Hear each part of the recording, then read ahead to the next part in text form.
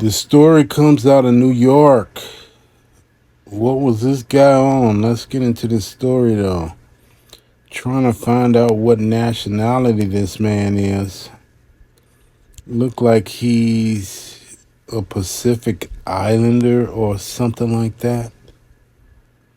Armed man arrested in New York City traffic stop found with weapons, armor, threatening notes.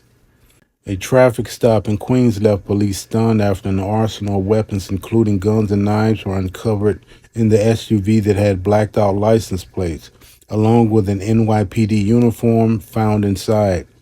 A man armed with a handgun and other weapons was arrested following a traffic stop in Queens, in which officers also found threatening writings with him, according to law enforcement sources. Be interested to see what the writings were and what his manifesto was telling about.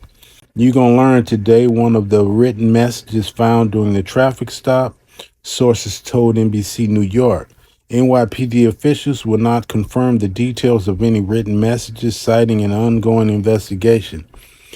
The man was driving a Ford Explorer with obscured windows and blacked out license plate around 1:30 a.m. at 86th and Ditmars in East Elmhurst on Wednesday morning, police said. Officers patrolling in the area pulled the man over because of the unclear license plate, and that's why they discovered the items in his car, according to the NYPD. During a news conference Wednesday afternoon, police officials said the suspect had on him a 9mm Glock handgun, 9 loaded magazines, heavy body armor, NYPD uniform items, stun gun, weighted whip, handcuffs, 2 axes, New York City transit vest. Oh, so he had bad intentions, what it sounded like, 9 clips.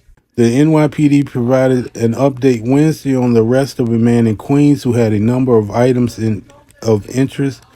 The NYPD provided an update Wednesday on the arrest of a man in Queens who had a number of items of interest in his possession, including NYPD uniform items and a stun gun. According to the photo released by police, the suspect also had a mask made popular by the movie V for Vendetta. In his possession, police said the loaded firearm was found underneath the driver's seat and the knife was on the driver. A further search of the vehicle uncovered 3 additional knives, 2 axes, 2 daggers, a ballistic vest, and 8 loaded magazines. He ready to wreck something. The NYPD has the lead on the investigation at this time, but the NYPD, Joint Terrorism Task Force, and other law enforcement agencies have been notified, given some of the other statements law enforcement found and other evidence gathered. Investigators were looking into whether the individual identified police as 27-year-old Judge Sanson has a history of emotional issues or may have been trying to self-radicalize in the name of terrorism.